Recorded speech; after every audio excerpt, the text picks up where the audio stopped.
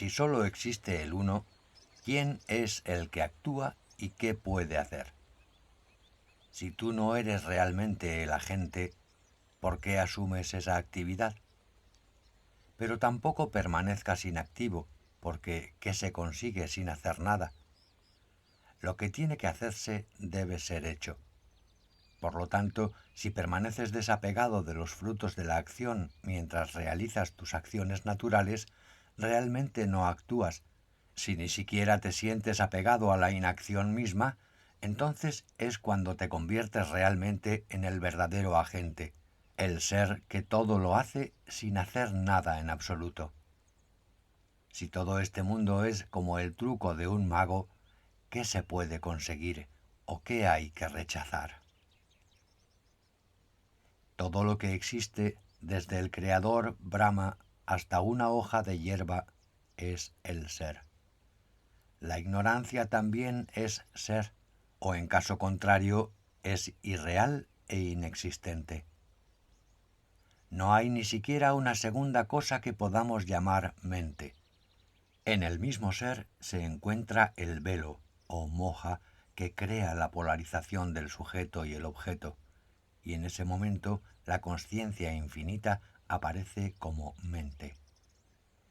Ese velo es un pensamiento, una intención, una idea en la consciencia infinita, pero también es el ser, pues en caso contrario no podría producir ningún efecto.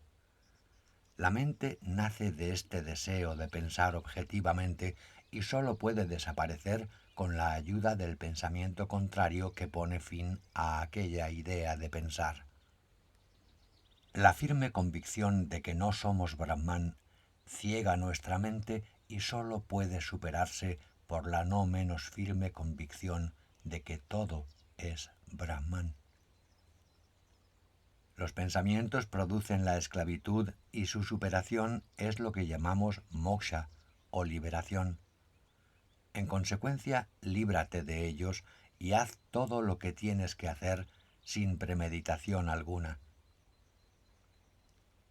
El ser confundido por la ignorancia imagina una existencia individual egoísta, como si el oro, olvidando su naturaleza, creyera que sólo es un anillo y llorara desconsolado. ¡Qué desgracia! He perdido mi naturaleza de oro. Las nociones de cerca y lejos, un momento o una eternidad, son todas ellas alucinaciones. En la ignorancia, lo real parece irreal y lo irreal parece real. La consciencia individualizada percibe lo que cree percibir a causa de sus tendencias mentales. Cuando a causa de esta ignorancia brota la noción de ego, en ese mismo momento surge la ilusión del mundo objetivo, con un principio, un medio y un fin.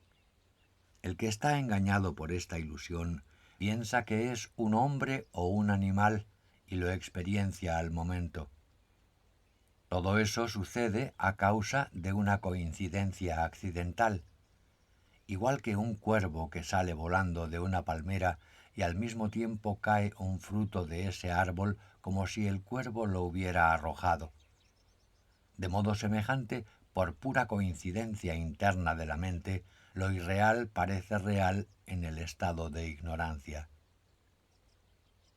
Entre la visión y lo visto hay una relación que se conoce como el que ve.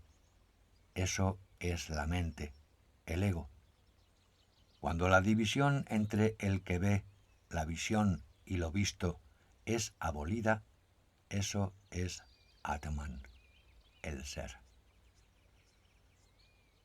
Cuando las tendencias mentales son superadas y la mente se halla en perfecta tranquilidad, la ilusión que engaña al ignorante toca a su fin. Mientras la ilusión de Maya no es claramente comprendida, se siente como una ilusión, pero cuando se la comprende en profundidad, se ve como consciencia y se transforma en la mayor fuente de felicidad, la realización del Brahman absoluto. Solo hablamos del ser, de Atman, de Brahman y de todos estos nombres por motivos didácticos, pero en realidad sólo existe la consciencia pura y no el ser encarnado. Lo conozcas o no lo conozcas, es lo único que existe. Todas las desgracias que vemos en este mundo corresponden al cuerpo. El ser, Atman, que no tiene relación con los sentidos, no es afectado por sufrimiento alguno. En el ser no hay deseos. El mundo aparece en él sin deseo ni intención alguna por su parte. Por medio de estas enseñanzas debes superar la falsa noción de creación y de existencia objetiva. Tu consciencia desprovista de todo dualismo se ha purificado por completo. Los que dicen que después de la disolución cósmica este universo existe en forma de semilla o estado germinal tienen una fe tremenda en la realidad del universo. Eso es pura ignorancia. Es una opinión totalmente falsa que engaña por igual al maestro y al discípulo. La semilla de una planta contiene el árbol futuro porque tanto la semilla como el árbol son objetos materiales que pueden ser aprehendidos por los sentidos y por la mente. Pero lo que está más allá de la mente y de los sentidos, ¿cómo puede ser la semilla de mundos futuros? En lo que es más sutil que el espacio, ¿cómo puede existir la semilla del universo? ¿Cómo podría el universo surgir del Ser Supremo? ¿Cómo puede brotar algo de la nada? Y si hay algo llamado universo en su interior, en estado germinal, ¿por qué no puede ser visto? ¿Cómo pueden dos cosas contrarias, Brahman y el universo, coexistir? ¿Puede haber oscuridad en el sol? Es adecuado decir que el árbol existe en la semilla, porque ambos tienen formas determinadas, pero es imposible afirmar que en Brahman existe una forma cósmica objetiva, porque Brahman carece de forma. Por consiguiente, aceptar que hay una relación causal entre Brahman y el mundo es una estupidez. La verdad es que sólo existe Brahman y lo que parece ser mundo no es algo diferente a Brahman. La única manera de cruzar el colosal océano de la apariencia objetiva es el dominio eficaz de los sentidos. Ningún otro esfuerzo sirve para nada. Cuando uno posee la sabiduría conseguida por el estudio de las Escrituras y la compañía de los sabios, y tiene sus sentidos bajo control, comprende perfectamente la completa inexistencia de todos los objetos de la percepción. Todo esto no es más que mente, y cuando esto se comprende, la magia de la ilusión objetiva desaparece por completo. Esta mente, con su facultad de pensar, produce lo que conocemos como cuerpo. Si la mente no funciona, no vemos cuerpo alguno. Por tanto, la curación de la enfermedad mental conocida como percepción objetiva es el mejor de los tratamientos posibles. La mente crea la ilusión y produce las ideas de nacimiento y muerte y como directo resultado de sus propios pensamientos se siente liberada o esclavizada por ellos. El árbol que hay en la semilla se desarrolla después de romper la semilla. Pero Brahman crea este mundo sin destruirse ni modificarse a sí mismo. El árbol, el mundo, se manifiesta aunque la semilla, Brahman, sigue siendo lo que es. Por tanto, es imposible comparar al incomparable Brahman con ninguna otra cosa. Mientras los árboles y todo lo demás son substancias materiales determinadas, Brahman es sin forma y sin nombre. No podemos proponer nada con respecto a Brahman. No es posible decir que es esto o aquello, ni que no lo es. Cuando el ser se ve como un objeto, El espectador no puede verse como tal. Mientras el universo objetivo es percibido, no podemos comprender el ser. Cuando ves un espejismo como si fuera agua, no estás percibiendo el aire caliente que produce el espejismo.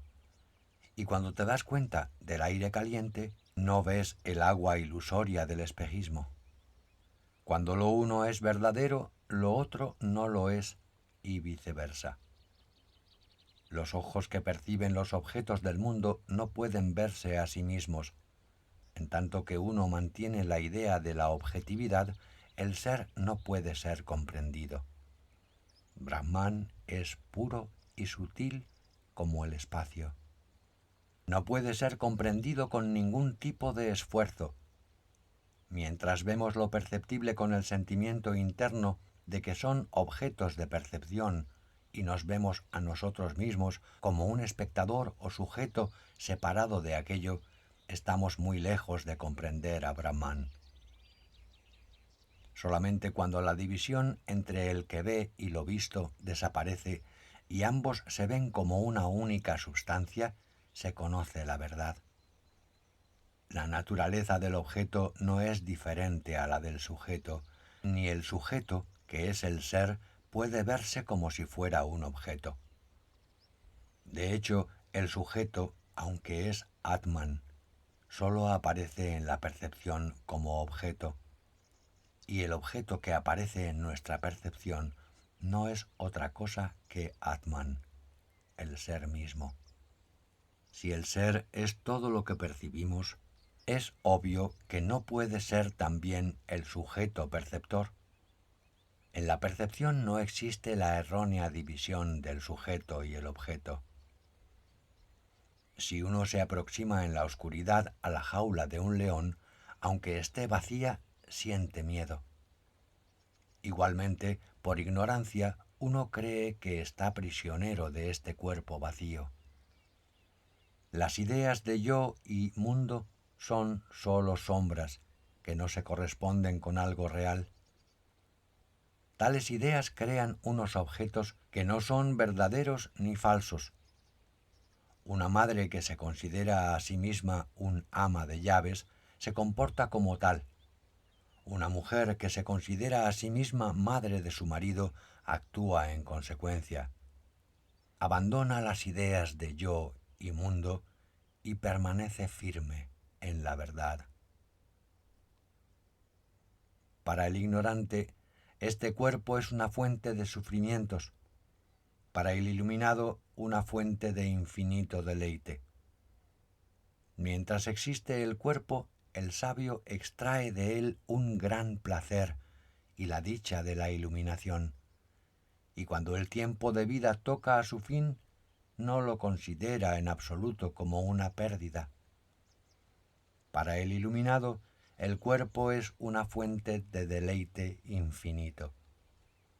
Y puesto que le transporta a través de este mundo en el cual se mueve libremente lleno de dicha, considera el cuerpo como un vehículo de sabiduría. Puesto que por medio del cuerpo el sabio obtiene las experiencias sensibles y consigue la amistad y el afecto de la gente, ese cuerpo es para él una fuente de placer. El iluminado reina en la ciudad que conocemos como cuerpo, tan felizmente como Indra, el rey de los dioses, reina en el cielo. Los que están firmemente establecidos en la liberación, como indican las Escrituras, cruzan con toda seguridad este océano de apariencias objetivas como la consciencia fluye hacia el ser. Sin embargo, los que permanecen presos en las redes de las polémicas y las argumentaciones verbales pierden su joya más valiosa. ¿Qué queda del hombre más ambicioso sino un puñado de cenizas? El que considera el mundo tan valioso como una brizna de hierba nunca está apenado. El que ha comprendido perfectamente el infinito está protegido por las deidades cósmicas. No debemos dar un solo paso por el camino equivocado, ni siquiera en tiempos de gran angustia. Solo puede considerarse un verdadero ser humano el que no se complace con su propia virtud, sigue practicando las enseñanzas que ha escuchado y se esfuerza constantemente por recorrer el sendero de la verdad. Los demás solo son animales con forma humana. El que se siente satisfecho con el dulce sabor de la bondad es la morada del señor Hari, que reside en este océano de leche. Lo que se debe disfrutar ya ha sido disfrutado. Lo que se debe ver ya ha sido visto. ¿Qué otra cosa puede buscar un sabio en este mundo? Debemos limitarnos a hacer lo que es debido, conforme a las Escrituras, abandonando todo deseo de placer personal. Reverencia y honra a los santos, porque ellos te salvarán de la muerte. La riqueza es la madre de todos los males. Los placeres sensibles son fuente del dolor. La desgracia es mejor consejera. Rechazar todo esto es la victoria.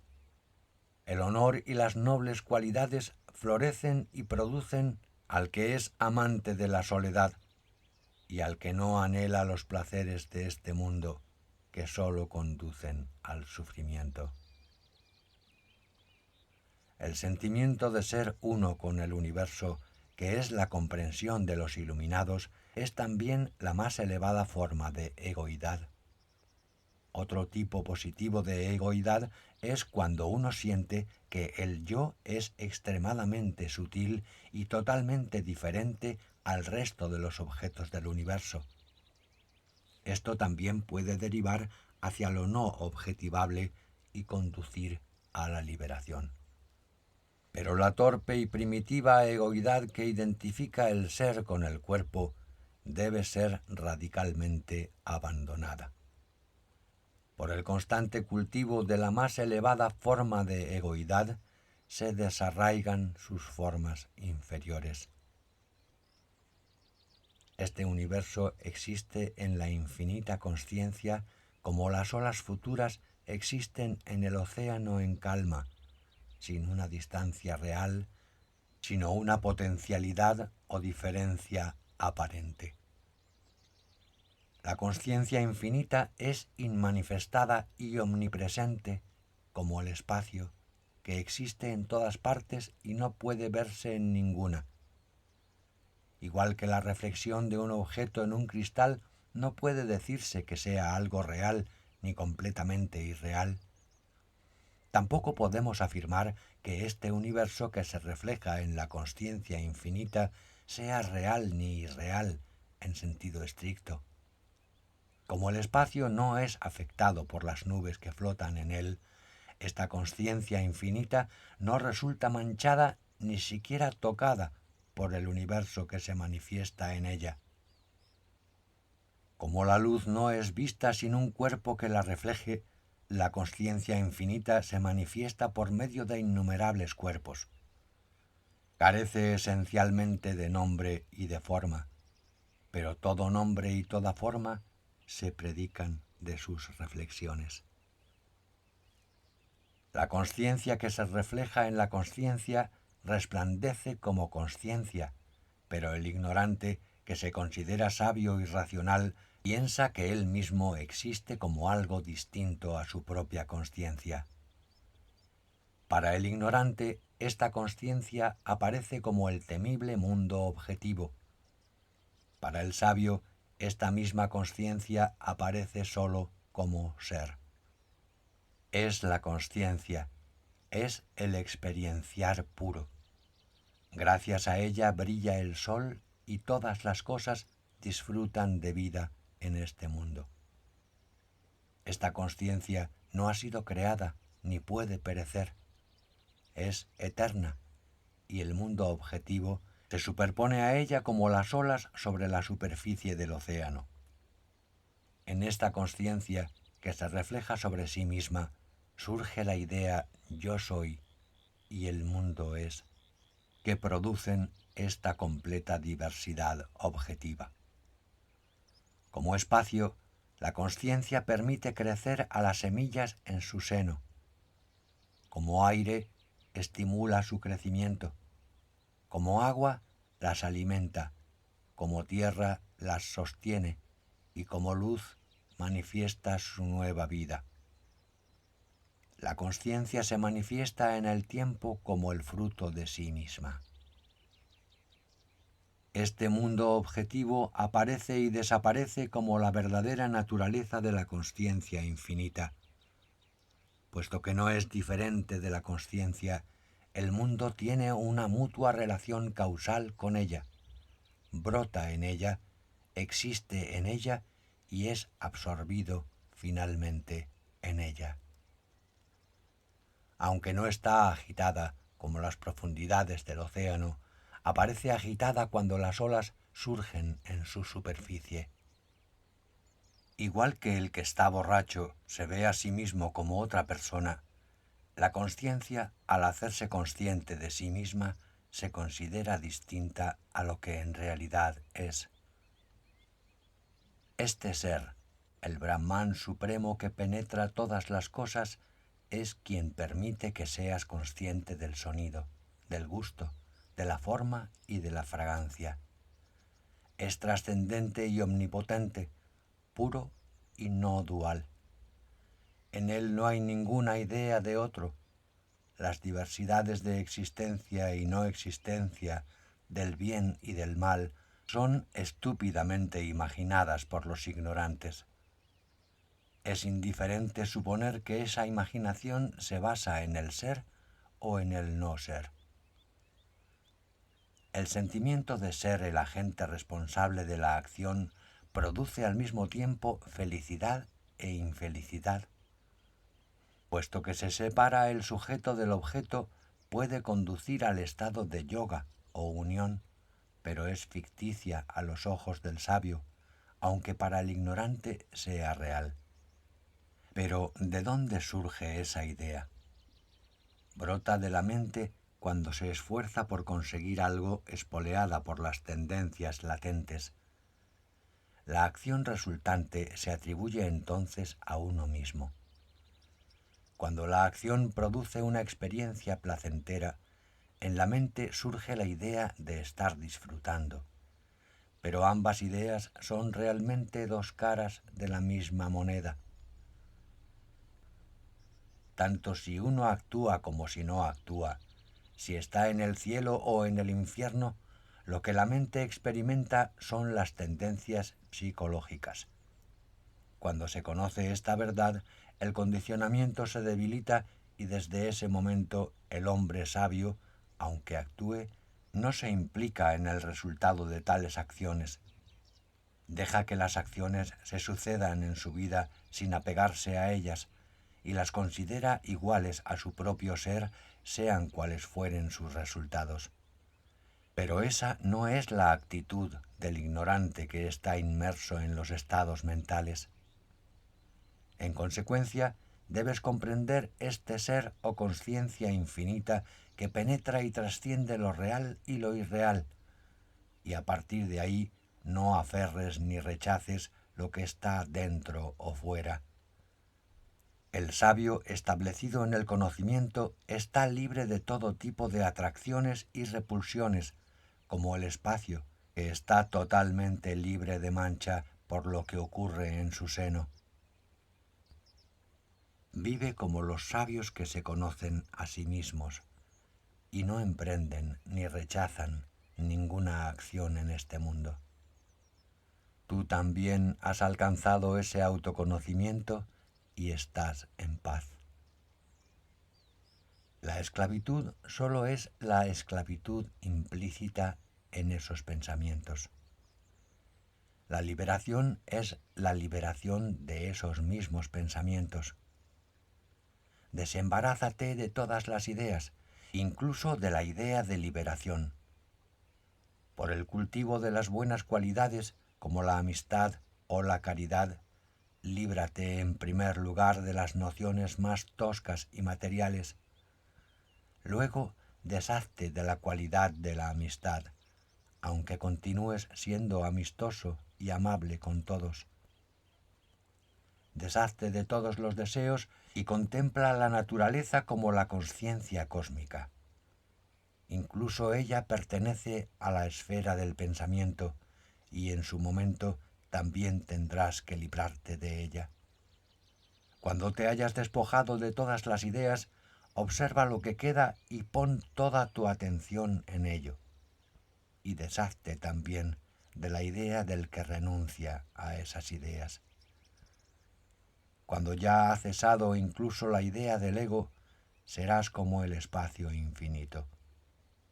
El que renuncia a todas las cosas de corazón es sin duda el Señor Supremo, ya continúe viviendo una existencia activa o permanezca todo el tiempo en contemplación. Ni la acción ni la inactividad le sirven de nada.